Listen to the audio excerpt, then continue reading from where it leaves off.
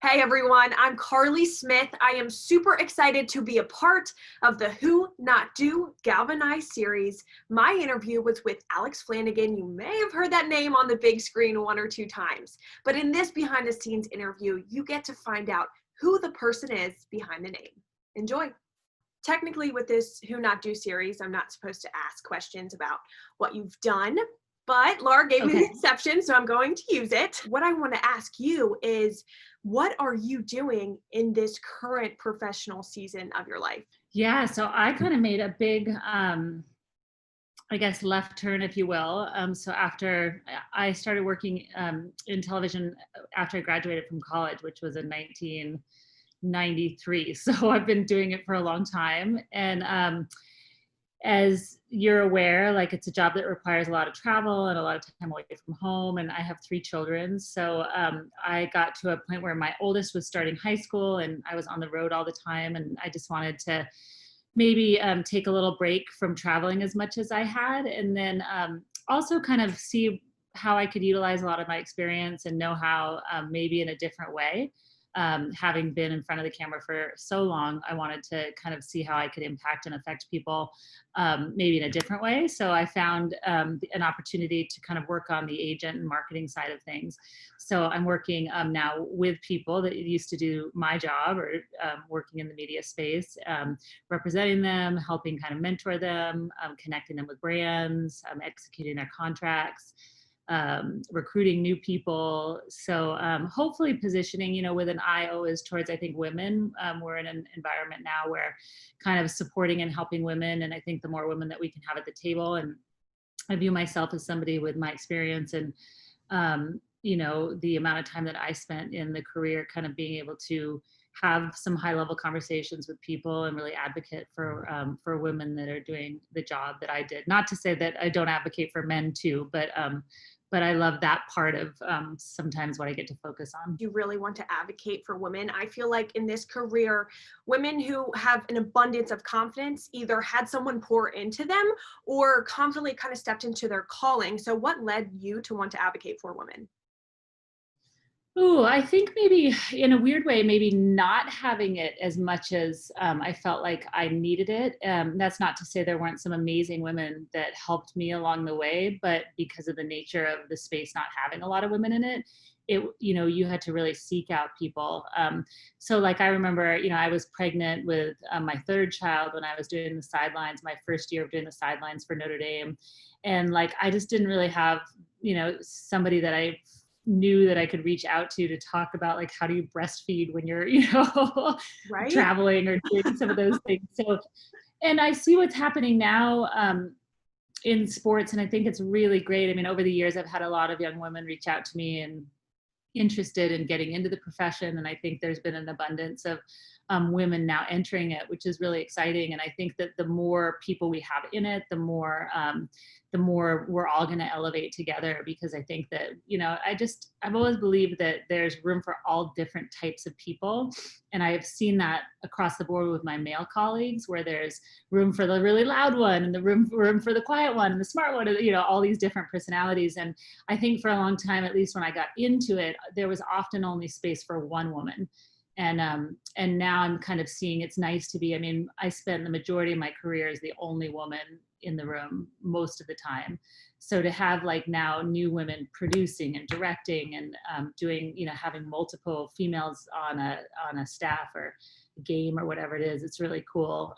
And then it's cool to see how the younger women are really creating these alliances and don't have to, kind of compete with each other. And I think that's really important, is really, I think the younger generation's really focusing on kind of being friends. I'm a firm believer that with great pain comes great healing. And so you mentioned learning how to be pregnant on a sideline. So throughout your journey in motherhood, what was one experience that was your greatest struggle as a working mom? I think the guilt of not being there, and gosh, I could give you so many different answers. I don't know if there's just one thing, but I think women put a ton of pressure on ourselves. And I think the nature of the way motherhood is set up is often you're kind of the main point person for the kids. And so society's not as used to working moms. So you know, my husband would do certain things and he would be like celebrated for picking up the kids at school or showing up in their classroom. And yet, you know, I had a whole different set of standards for me. Like the teachers would kind of shake their heads, well, where were you this week? I'd be like, oh, I was, you know, traveling for work, or we're like, we got it covered. We're like, you know, leaning on my husband or my mother-in-law. But so I think maybe the judgment in some ways from others can be hard on women. And then, but more than anything, I think the judgment that we put on ourselves. And, you know, I just think a lot of women, especially with kids, like you want to do your best and you also want to do your best at your job. And so I think just balancing all of that. You are such a strong force in the industry. I did some research, 6 foot, and I'm 5'10", so I totally get the heels versus flats debate. Real thing. But so being in a predominantly male industry, how did you step out figuratively and literally into that world confidently? Yeah, you know, I think I didn't know any better, to be honest. Like I grew up in a small town on a ranch, and like I just was kind of empowered by, I think both my mom and dad were very like, you can do whatever you want. And I think we were just like, I look back on it now, I'm like, gosh, I think if I knew what I knew now, I would have been really intimidated. But I think I was kind of naive and stupid. So I just like was like, I'm here, everybody, you know. And I just like, I knew what I wanted to do from the time I graduated college. I had some people that mentored me at my local TV station, who kind of gave me the roadmap of like, get ready for a lot of rejection, get ready for, you know, some different things. And so I sought my first job and I got it. My dad and I packed up my U-Haul and, you know, drove a little U-Haul behind my 4Runner, and he drove me to Minnesota. And then he came back a year later and picked me up and drove me down to Alabama for my second job, and then picked me up again and drove me.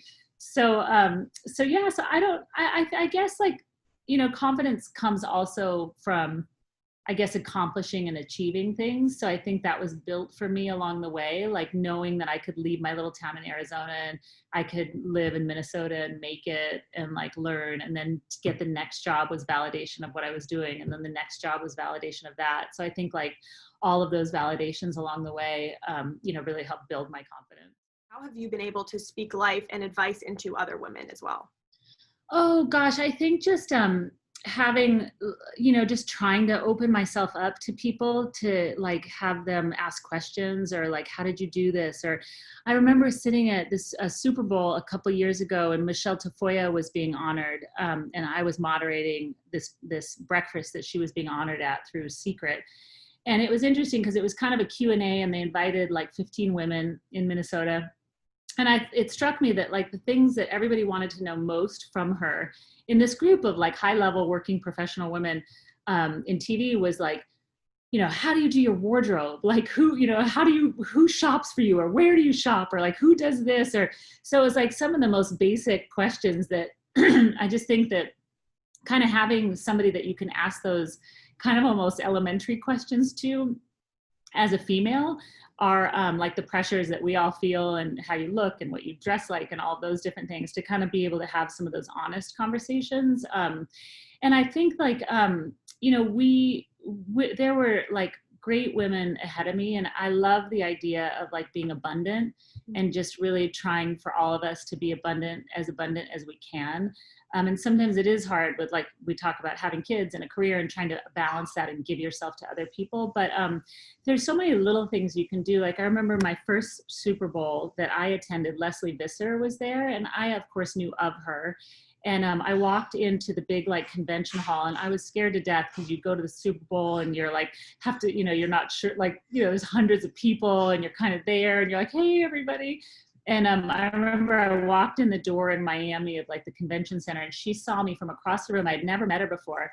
And she started waving, Alex, oh my gosh. And she came running over and gave me a big hug and was like, oh my gosh, I love the work you're doing. You're amazing. Even the small moments of just trying to be abundant to people, and like whether it's offering 5 minutes of advice or connecting somebody with somebody else so that they might be able to advance their career or figure out a job situation.